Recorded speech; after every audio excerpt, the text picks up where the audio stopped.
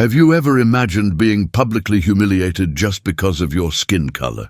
Now imagine that happening while you try to buy a gift for someone you love.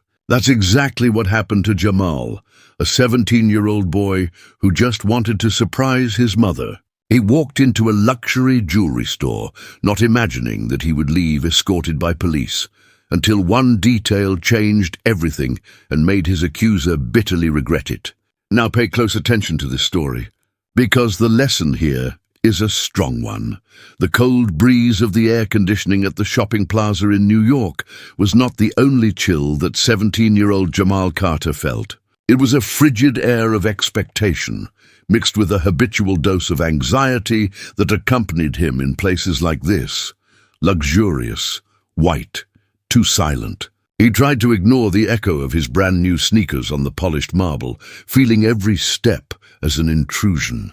The luxury didn't intimidate him financially, but socially. He carried the internalized certainty that for certain people, his dark skin was the only credential for entry, and the only one for suspicion. Jamal Carter walked through the gleaming corridors of the luxury mall in New York. The air conditioning cooled the environment, and the windows of famous brands reflected the strong ceiling light.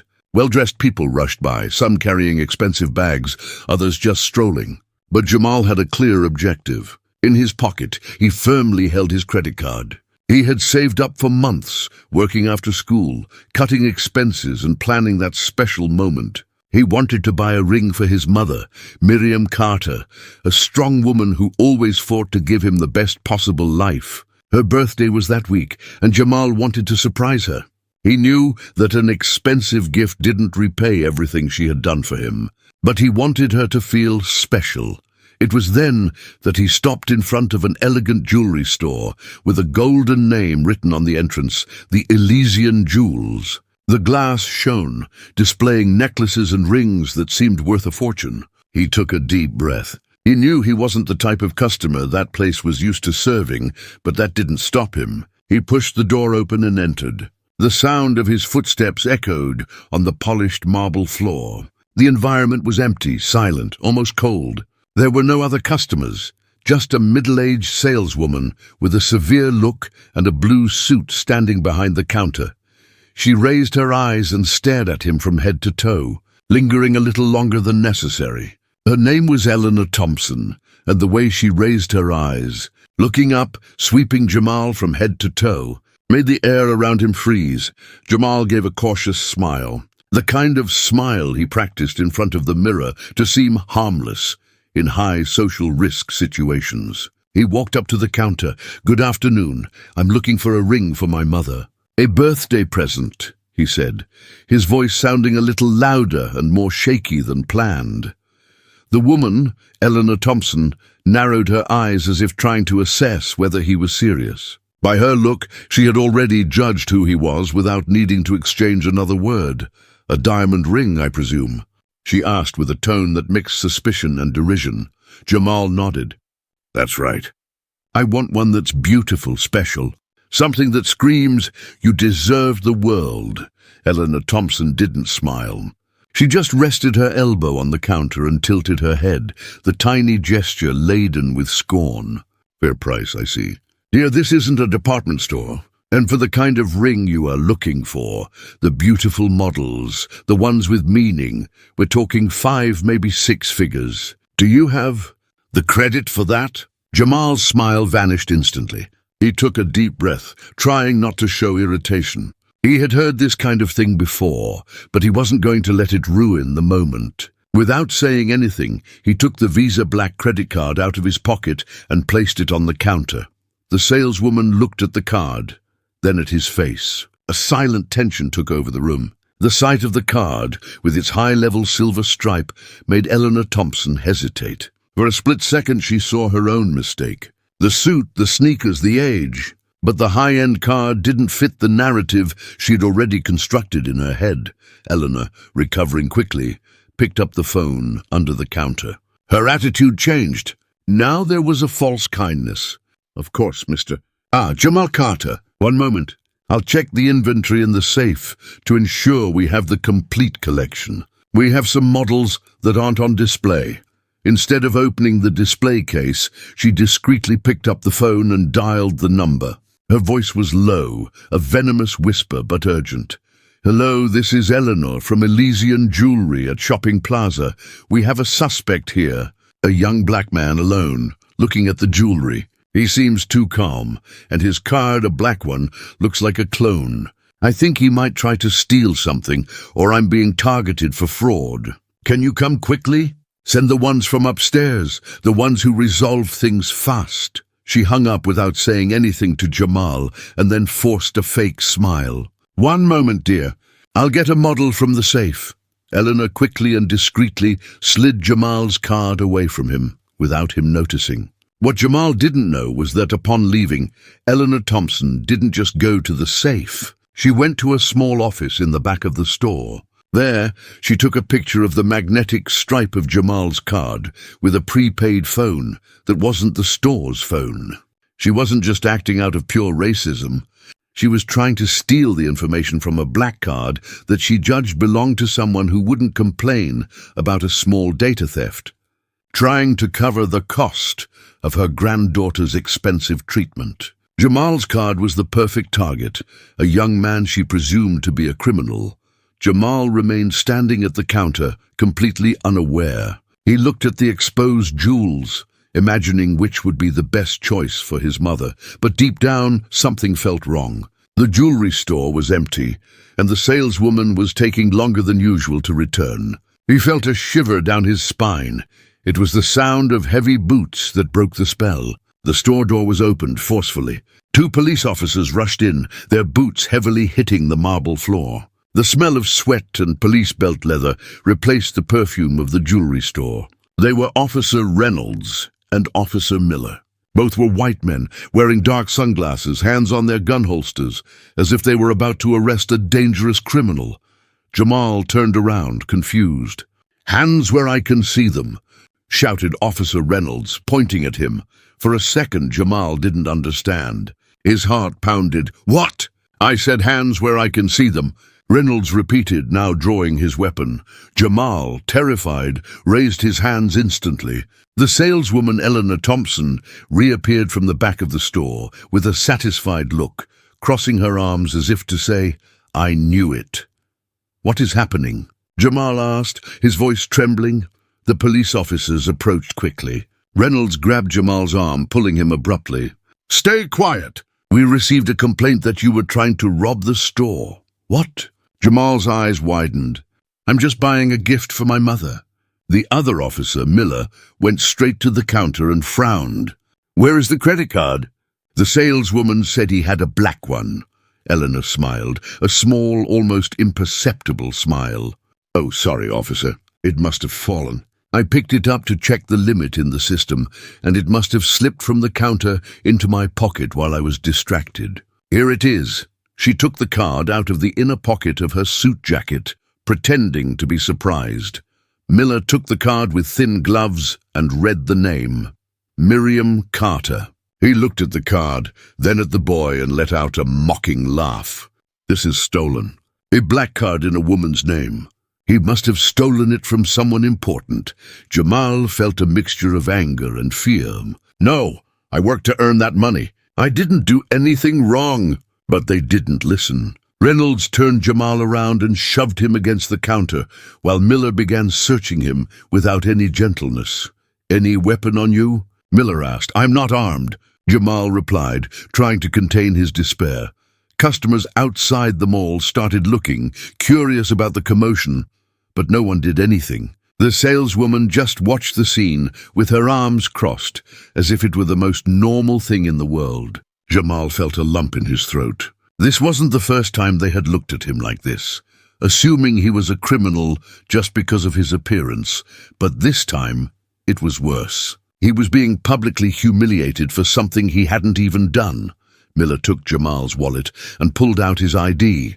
He read the name aloud.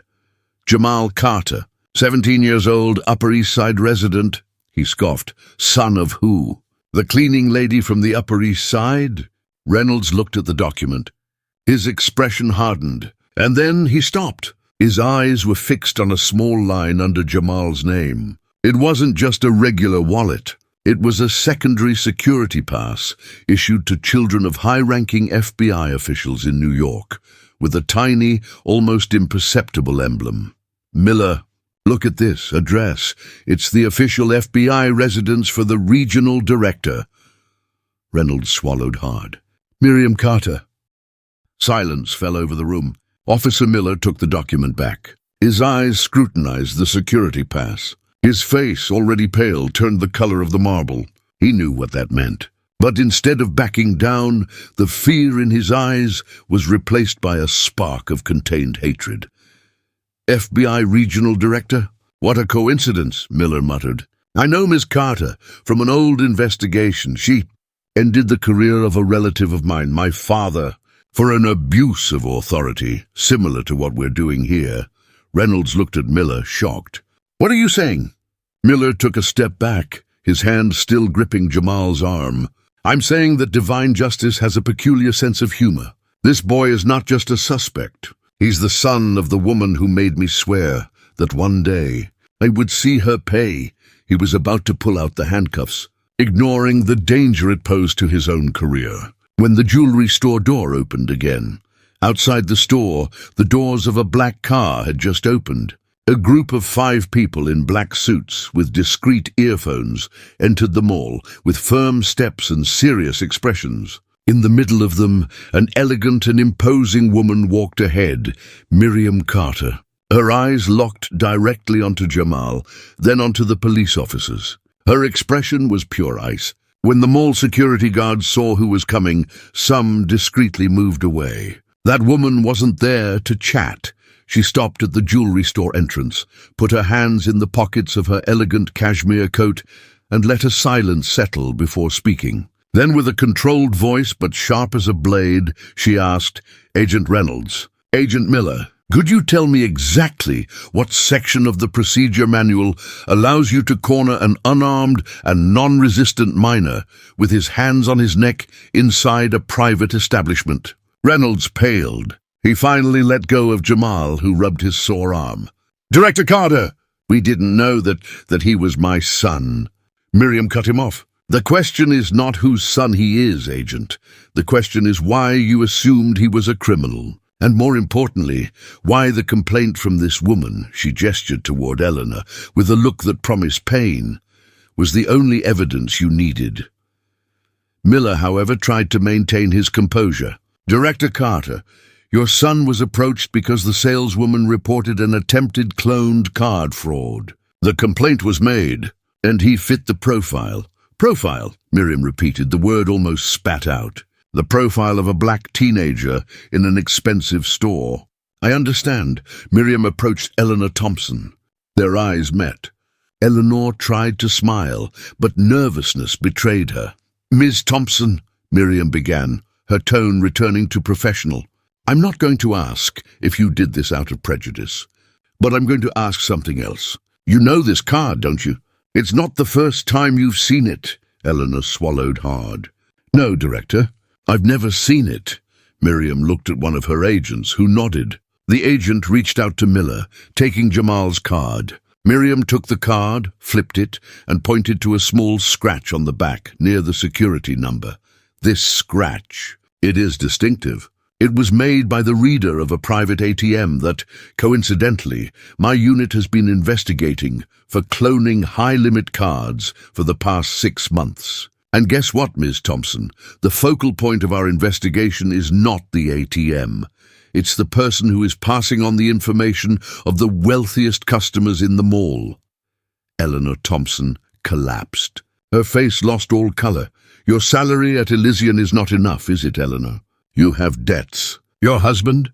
He lost his job and you're covering your granddaughter's expensive treatment, aren't you? Miriam threw the dart, demonstrating an intimate knowledge of the saleswoman's life. Eleanor wasn't trying to frame Jamal out of pure racism, or at least not only that. She was trying to steal the information from a black card that she judged belonged to someone who wouldn't complain about a small data theft. Jamal's card was the perfect target. She saw the jacket and sneakers, deduced that the card was stolen or fraudulent, and thought, if he's a criminal, he won't call the police about card cloning. It's the perfect chance. What she didn't expect was that the FBI director's son would be using it, and that Miriam would be investigating her circle. I need money, Eleanor whispered, tears rolling down. My granddaughter? Miriam didn't waver. Your personal problems don't give you the right to commit a crime, nor to frame my son. You not only activated my internal agent, you got your hands on a card under investigation and tried to shift the blame to the wrong person. You are under arrest for attempted theft, electronic fraud, and false reporting. The FBI agents acted quickly, handcuffing Eleanor Thompson, who was sobbing uncontrollably. Officer Reynolds, seeing the complexity of the situation and the failure of his approach, broke down.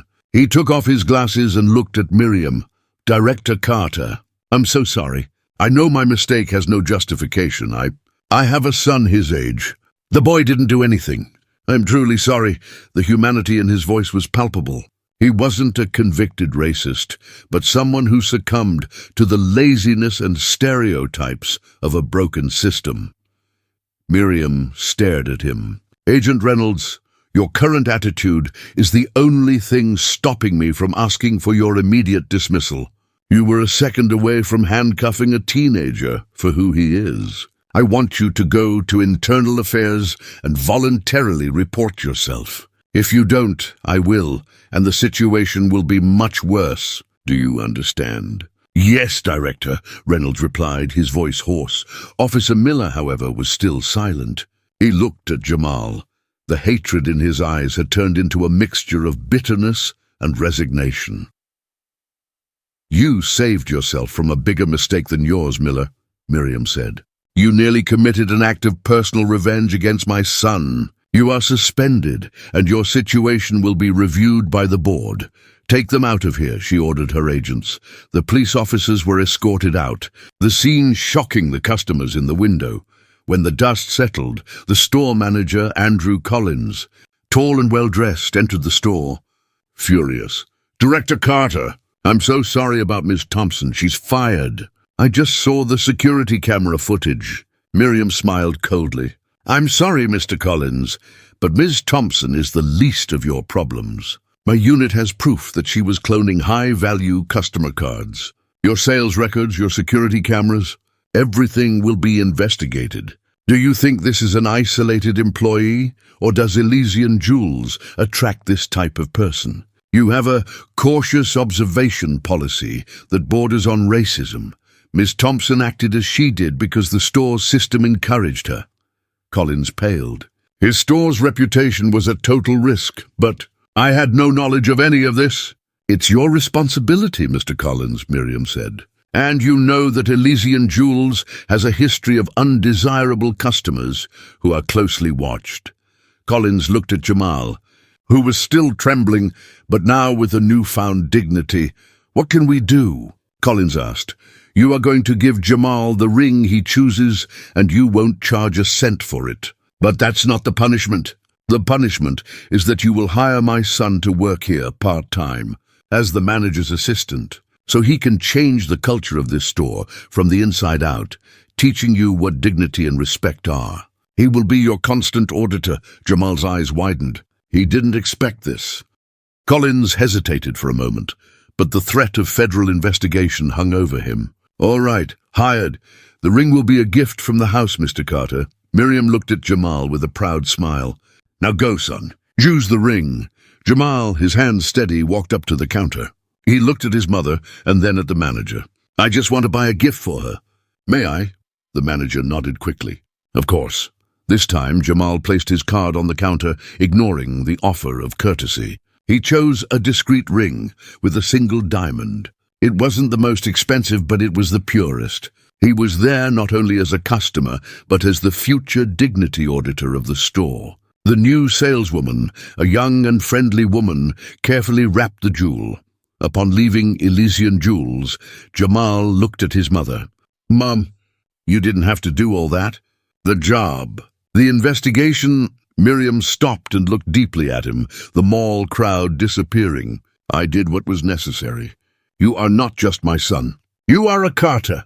And Carters don't ask for justice, we make it. And you, my son, won't just buy the ring. You will ensure that the next person who walks into that store, regardless of how they dress or the color of their skin, is treated with the respect you deserve today. Jamal smiled, clutching the small bag. He looked at his mother with pride and handed the small box with the ring to her. Happy birthday, Mom. I hope you like it. And it cost a little more than I expected. Miriam looked at her son, surprised. She took the box and opened it. Inside, the ring sparkled in the sunlight. She felt her eyes well up. My son, it's beautiful. She hugged Jamal tightly. In the end, justice was served. The police officers who humiliated Jamal were suspended from duty. The saleswoman who called the police and attempted to commit fraud was fired and arrested. And Jamal not only showed that no one can define who he is except himself, but he also became the tool for change. Now tell me, how many times has this happened to someone who doesn't have a powerful mother to defend them? If you think this story brought an important lesson, leave your comment below and share it with someone who needs to hear it. And of course, subscribe to the channel for more stories that make us think.